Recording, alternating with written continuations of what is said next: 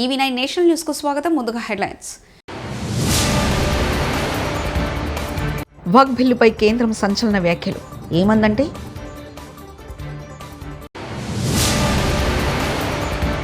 పాక్ బుద్ధి చెప్పడంలో ప్రధాని వెనుకడుగు, సీఎం రేవంత్ రెడ్డి.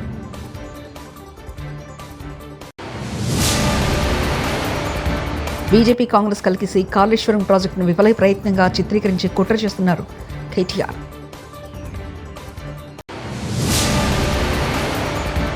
తిరుమల శ్రీవారి సేవలో పలువురు సినీ ప్రముఖులు. వక్ఫ్ సవరణ చట్టం 2020పై విచారణ సందర్భంగా కేంద్ర ప్రభుత్వం ఆసక్తికరమైన వ్యాఖ్యలు చేస్తుంది. వక్ఫ్ అనేది ఇస్లామిక్ భావనే కానీ ఇస్లాంలో కీలక భాగం కాదని తెలిపింది. ఈ చట్టాన్ని సవాల్ చేస్తూ దాఖలైన పిటిషన్ల మీద మంగళవారంతో పాటు ఇవాళ కూడా విచారణ జరిగింది. ప్రధాన న్యాయమూర్తి justice B R Gavai, justice Augustine George Masih ధర్మాసనం విచారణ చేపట్టింది. ఈ సందర్భంగా కేంద్ర తరఫున హాజరైన సొలిసిటర్ జనరల్ తుషార్ మొహతా సంచలన వ్యాఖ్యలు చేశారు. వక్ఫ్ అనేది ఇస్లామిక్ భావనే కానీ ఇస్లాంలో కీలక భాగం కాదన్నారు. ఇది ప్రాథమిక హక్కు కాదన్నారు. జూన్ 21న ఏపీలో ఒక చారిత్ర సృష్టించబోతున్నాం. ఏదో ఈవెంట్ కోసం యోగా దినోత్సవం చేయడం కాదు, అందరి జీవితాల్లో యోగా ఒక భాగం కావాలి. స్వర్ణాంధ్ర విజన్ 2047లో ప్రధాన సిద్ధాంతం హెల్తీ, వెల్తీ, హ్యాపీ ఆంధ్రప్రదేశ్. అందులో భాగంగానే యోగాన్ని కూడా ప్రమోట్ చేస్తున్నాం. ప్రపంచ రికార్డులు తిరగరాసేలా విశాఖ తీరంలో యోగా దినోత్సవం చేస్తున్నాం.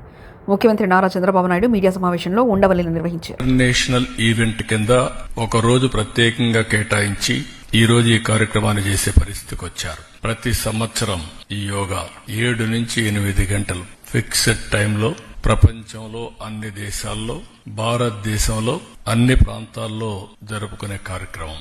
ఈ కార్యక్రమం ఈ సంవత్సరం theme of this year yoga for one earth one health.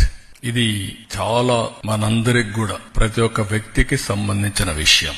ఇది కూడా మనం చూస్తే ఏ కొద్ది మందికో, కొన్ని ప్రాంతాలకో, కొన్ని మతాలకో కాదు, హోలిస్టిక్ వెల్ బీయింగ్. ఒక మనిషి యొక్క జీవితంలో ఒక విధంగా చెప్పాలంటే ఒక మెరుగైన జీవన ప్రమాణాలకు నాంది, బెటర్ లివింగ్ కి పునాది ఈ యోగా అని చెప్పి కూడా నేను మీకు తెలియజేస్తున్నాం. అందరి జీవితాల్లో యోగా అనేది ఒక పార్ట్ ఆఫ్ అవర్ లైఫ్ కావాలి. ఈరోజు అందరూ టెన్షన్ లో, స్ట్రెస్ తో ఈ యొక్క కాంపిటేటివ్ వరల్డ్ లో పరిగెత్తున్నాం. టెక్నాలజీ వల్ల ఇంకా ఈ టెన్షన్ పెరుగుతా ఉంది, స్ట్రెస్ పెరుగుతా ఉంది, లైఫ్ మెకానికల్ గా అయిపోతా ఉంది, రిలాక్సేషన్ లేని పరిస్థితులు వస్తున్నాయి.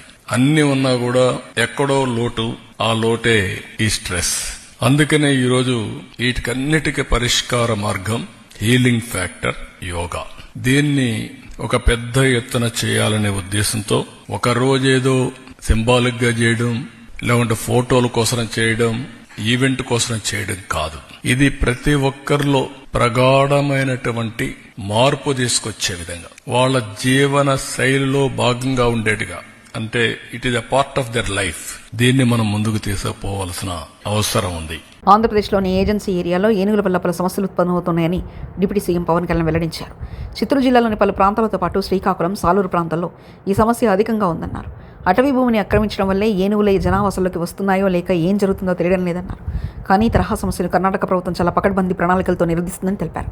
అందులో భాగంగా ఈ ప్రభుత్వం చాలా ఏనుగులకు శిక్షణ ఇచ్చిందన్నారు. అంతేకాకుండా అవి ఎలా వ్యవహరించాలో కూడా శిక్షణ ఇచ్చారని చెప్పారు.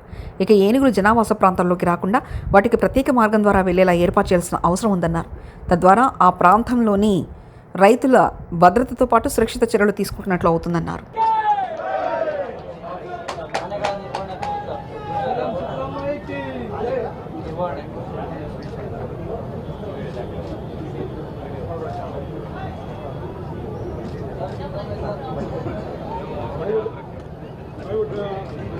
I would request the Honorable CM ಉದ್ಘಾಟನೆ ಕಾರ್ಯಕ್ರಮ ಉದ್ಘಾಟನೆ ಗಿಡಕ್ಕೆ ಸ್ವಲ್ಪ ನೀರು ಹಾಕಿ ಸರ್. ಒಂದು ಯು ಫಾರ್ಗಾಟ್ ದಟ್ ಸರ್, ನೀರು ಹಾಕಿ.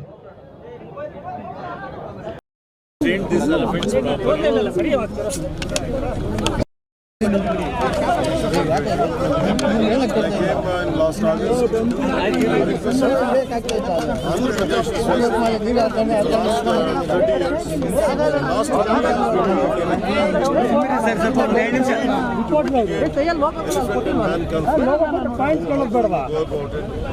Karnataka government has done an excellent job having more than 6,000 elephants and land areas is the forest areas. The mitigation measures are excellent. We sort of learning from Karnataka government. Some of the PCC of forest department officials invited to the లోక్సభలో ప్రతిపక్ష నేత Congress party MP Rahul గాంధీని విమర్శించడం ద్వారా BJP నాయకులు తమ చాతగాని తనాన్ని కప్పిపుచ్చే ప్రయత్నం చేస్తున్నారని తెలంగాణ ముఖ్యమంత్రి రేవంత్ రెడ్డి మండిపడ్డారు. కేంద్ర మంత్రిగా కేంద్ర ప్రభుత్వానికి అండగా నిలబడాల్సిన సమయంలో కిషన్ రెడ్డి దుప్పటి కప్పుకొని పడుకున్నారని ఆయన ఎద్దేవా చేశారు. తాము బయటకొచ్చి కేంద్రానికి అండగా ఉంటామని ప్రకటించి మద్దతు తెలిపామని ఆయన గుర్తు చేశారు.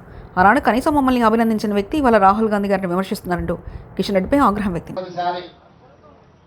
దేశ విభజన సమయంలో ప్రాణాలు అర్పించిన మహాత్మా గాంధీ గారిని గుర్తు చేసుకోవాలి. ఆ తర్వాత 1971లో పాకిస్తాన్ మన మీద పెత్తనం చెలాయించాలి అంటే ఆనాటి ప్రధానమంత్రి ఉక్కు మహిళ శ్రీమతి ఇందిరాగాంధీ గారు పాకిస్తాన్కి బలమైన గుణపాఠం చెప్పడమే కాకుండా పాకిస్తాన్ని 2 ముక్కలుగా చీల్చి బంగ్లాదేశ్ పాకిస్తాన్ దేశాలుగా ఏర్పాటు చేసి శాశ్వత గుణపాఠం పాకిస్తాన్ ప్రభుత్వాలకు పెద్దలకు చెప్పడం జరిగింది. ఈ రోజు కూడా దాదాపుగా 54 సంవత్సరాల తర్వాత కూడా ఈ దేశంలో తీవ్రవాద అంశం ప్రస్తావనకు వచ్చిన ఈ దేశం మీద పక్క దేశాలు దాడి చెయ్యాలనుకున్నప్పుడు తీవ్రవాదుల ముసుగులో అంతర్జాతీయ ఉగ్రవాదుల ముసుగులో ఈ దేశ పౌరుల మీద దాడి చేసినప్పుడు వాళ్ళని నిర్మూలించడంలో శ్రీమతి ఇందిరాగాంధీ గారే మనకు ఆదర్శం. ఈనాడు మరొక్కసారి ఒక బలమైన నాయకత్వం ఉక్కు మహిళను దేశ ప్రజలందరూ, దేశ ప్రజలే కాదు ప్రపంచం ఈరోజు వారికి గుర్తు చేసుకున్నారు.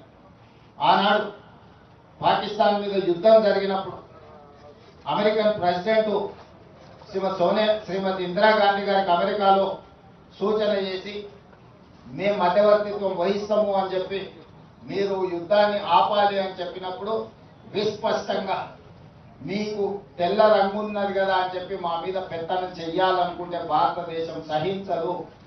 మా దేశం యొక్క సమస్యను, మా భద్రతను మేమే కాపాడుకోగలుగుతాం, మా దేశాన్ని మేము రక్షించుకోగలుగుతాం, మాకెవ్వరి సూచనలు ఎవరి మధ్యవర్తిత్వం అవసరం లేదని విస్పష్టంగా ఆనాడు శ్రీమతి ఇందిరాగాంధీ గారు చెప్పడం జరిగింది.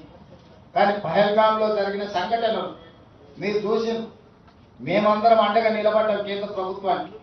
ప్రధానమంత్రి గారికి సంపూర్ణంగా మా నాయకుడు మల్లికార్జున ఖర్గే గారు, మా లోక్సభలో ప్రధాన ప్రతిపక్ష నాయకుడు రాహుల్ గాంధీ గారు, సోనియా గాంధీ గారు, భారతదేశం మొత్తం కాంగ్రెస్ పార్టీ శ్రేణులు కేంద్ర ప్రభుత్వానికి అండగా నిలబడి మన వీర జవానులను పాకిస్తాన్ మన మీద కాలు దువ్వుతే శాశ్వత గుణపాఠం చెప్పమని అండగా నిలబడ్డారు. దురదృష్టవశాత్తు కేంద్ర ప్రభుత్వం వెనుకడుగు వేసింది వచ్చిన అవకాశం. బీజేపీ కాంగ్రెస్ కలిసి కాళేశ్వర్ ప్రాజెక్టును విఫల ప్రయత్నంగా చిత్రీకరించే కుట్ర చేస్తున్నారు. కమిటీల పేరిట కాలయాపన చేస్తూ 6 గ్యారెంటీలను పక్కదోవ పట్టించే ప్రయత్నం చేస్తున్నాడు. రేవంత్ రెడ్డి ఎస్ఎల్బీసీ టన్నులు కూలిపోయి 3 నెలలు అవుతున్నా మృతదేహాలను బయటకు తీలేని అసమర్థ ప్రభుత్వం కాంగ్రెస్ ప్రభుత్వం. సుంకిసాల రిటర్నింగ్ వాళ్ళు కూలిపోతే, పెద్దవాగు కొట్టుకుపోతే కమిషన్లకు కక్కుర్తిపడి ఎలాంటి చర్యలు తీసుకోలేదంటూ కేటీఆర్ వ్యాఖ్యానించారు. అసలు ఎస్ఎల్బీసీ టన్నులు మీ కమిషన్ల ఆరాటంతోని, మీ కక్కుర్తితోని ఏదైతే కూలిపోయిందో ఇంతవరకు అందులోంచి శవాలను కనీసం తీసే దమ్ము లేదు. కనీసం ఆ పనుల విషయంలో ఏం జరిగిందో చెప్పే పరిస్థితి లేదు. అదేవిధంగా సుంకిశాల రిటైనింగ్ వాల్ కూలిపోయింది. సుంకిశాల రిటైనింగ్ వాల్ కూలిపోతే ఇప్పటి వరకు ఆ సంస్థ మీద కానీ, ఆ ఎందుకు కూలిపోయిందన్న దాని మీద కానీ ఎలాంటి ఎంక్వైరీ లేదు, ఎలాంటి కమిషన్ లేదు. ఆ సంస్థ మీద ఎలాంటి చర్య తీసుకున్న పాపాన పోలేదు. వట్టెం పంప్ హౌస్ మునిగింది కాంగ్రెస్ వచ్చిన తర్వాత, ఇంతవరకు దాని మీద చర్యలు లేవు. పెద్దవాగు ప్రాజెక్టు 2 సార్లు కొట్టుకుపోయింది, దాని మీద చర్యలు లేవు. అందుకే ఇది కాంగ్రెస్ బీజేపీ కలిపి వండుతున్న వంటకం ఏదైతే ఉందో, కాళేశ్వరాన్ని ఒక విఫల ప్రయోగంగా చిత్రీకరించే ప్రయత్నం ఏదైతే ఉందో, ప్రజలకు వాస్తవాలు తెలుసు. మాకు ఈ దేశంలోని చట్టాల మీద, న్యాయ వ్యవస్థ మీద మాకు సంపూర్ణమైన విశ్వాసం ఉంది. తప్పకుండా ఈ ప్రభుత్వాన్ని మాత్రం తప్పించుకుందామనే ప్రయత్నం చేస్తూ ఉన్నారు. అంటే కమిషన్ల పేరిట, కాలయాపన పేరిట, కమిటీల పేరిట తామిచ్చిన 6 గ్యారంటీలు, 420 హామీలు, వాటిని ప్రజల దృష్టి వాటి నుంచి పక్కకు తీసుకుపోయే ప్రయత్నం ఏదైతే చేస్తున్నారో వదిలిపెట్టే సమస్య లేదు. అనంతపురం జిల్లాలోని జెడ్పీ కార్యాలయంలో ముఖ్యమంత్రి చంద్రబాబు నాయుడు ఫోటోను స్టోర్ పక్కన ఉంచడంపై టీడీపీ ఎమ్మెల్యేలు తీవ్ర స్థాయిలో ఆగ్రహం వ్యక్తం చేశారు. ఈరోజు జిల్లాలోని జడ్పీ సర్వసభ్య సమావేశం జరిగింది. కూటమి ప్రభుత్వం అధికారంలో వచ్చినా కూడా అధికారుల్లో మార్పు రాలేదని, పరిస్థితి ఏర్పడిందని తెలిపారు. మాజీ సీఎం వైఎస్ జగన్మోహన్ రెడ్డి ఫోటోను జడ్పీ చైర్పర్సన్ గిరిజమ్మ చాంబర్లో ఉంచి ఏపీ సీఎం చంద్రబాబు ఫోటోను మాత్రం స్టోర్ రూమ్ వద్ద పెట్టారు. దీంతో సమావేశానికి వచ్చిన టీడీపీ ఎమ్మెల్యేలు దగ్గుపాటి వెంకటేశ్వర ప్రసాద్, అమిలినేని సురేంద్రబాబు, ఎంఎస్ రాజు గిరిజమ్మ చాంబర్లో జగన్ ఫోటోను చూసి జడ్పీ సీఈపై తీవ్ర ఆగ్రహం వ్యక్తం చేశారు. అటు కుదరదు.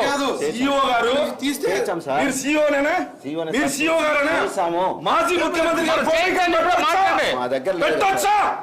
పెట్టొచ్చా? పెట్టకూడదు.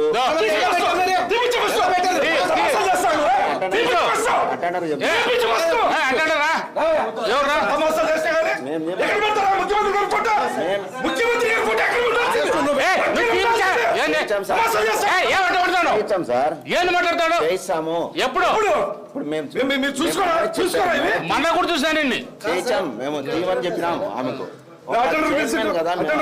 చైర్మన్ గారు అయితే వాళ్ళు ఇంట్లో పెట్టుకోమను, పూజ గదిలో పెట్టుకోమను. మాకు అభ్యంతర కార్యాలయం ఇది. ఎట్లా చెప్తారు మీరు అట్లా? రండి పదాన్ని బాబు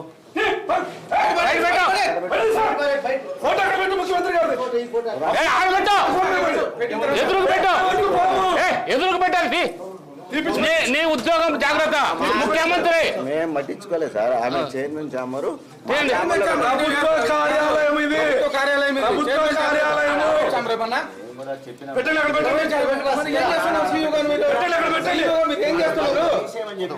పెట్టండి. ప్రజాప్రతినిధి కదా మేము. ప్రజాప్రతినిధి ఎక్కడ?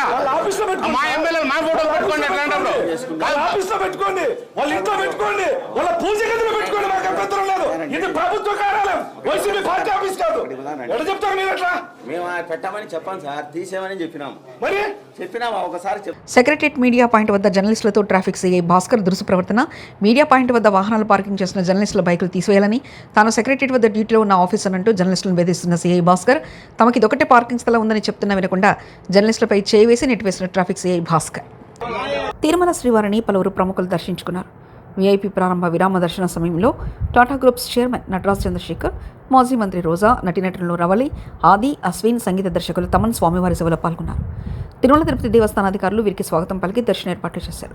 అనంతరం ఆలయంలో వెళ్లిన వీరు స్వామివారిని దర్శించుకుని మొక్కులు చెల్లించుకున్నారు. దర్శనానంతరం రంగనాయకుల మండపంలో పండితులు వారికి ఆశీర్వచనం చేసి స్వామివారి తీర్థప్రసాదాలు అందజేశారు.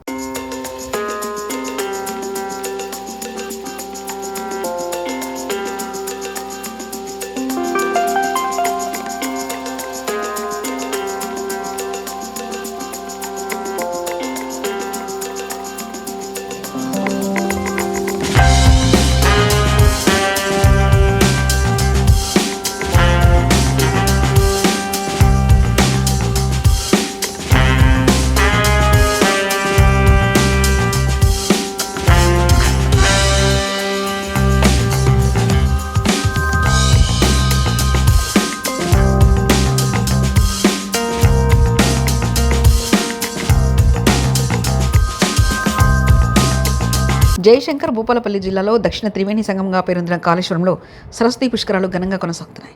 భక్తులు తెలంగాణ నలుమూలల నుంచి అధిక సంఖ్యలో తరలివచ్చి పుణ్యస్నానాలు ఆచరిస్తున్నారు. మహిళలు నదీ తీరాన దీపారాధన, ప్రత్యేక పూజలు నిర్వహించి శ్రీకాళేశ్వర ముక్తేశ్వర స్వామి వారిని దర్శించుకున్నారు. పుష్కరాల ఏర్పాట్లను జిల్లా కలెక్టర్ రాహుల్ శర్మ, ఎస్పీ కిరణ్ ఖరేతో కలిసి పర్యవేక్షించారు. మత్స్యశాఖ ఆధ్వర్యంలో ఏర్పాటు చేసిన రక్షణ బోట్లు గోదావరిలో ప్రయాణించారు.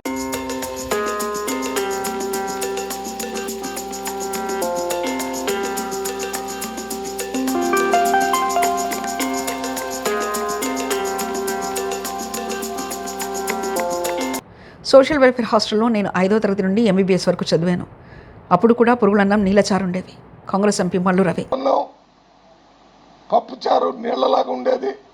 ఏ దొండకాయలు, నీళ్లు, ఉప్పు, కారం. వక్ఫ్ బిల్లుపై కేంద్రం సంచలన వ్యాఖ్యలు. ఏమందంటే,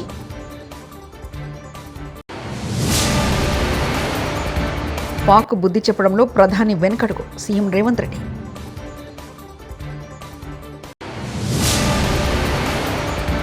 బీజేపీ కాంగ్రెస్ కలిసి కాళేశ్వరం ప్రాజెక్టును విఫల ప్రయత్నంగా చిత్రీకరించి కుట్ర చేస్తున్నారు కేటీఆర్.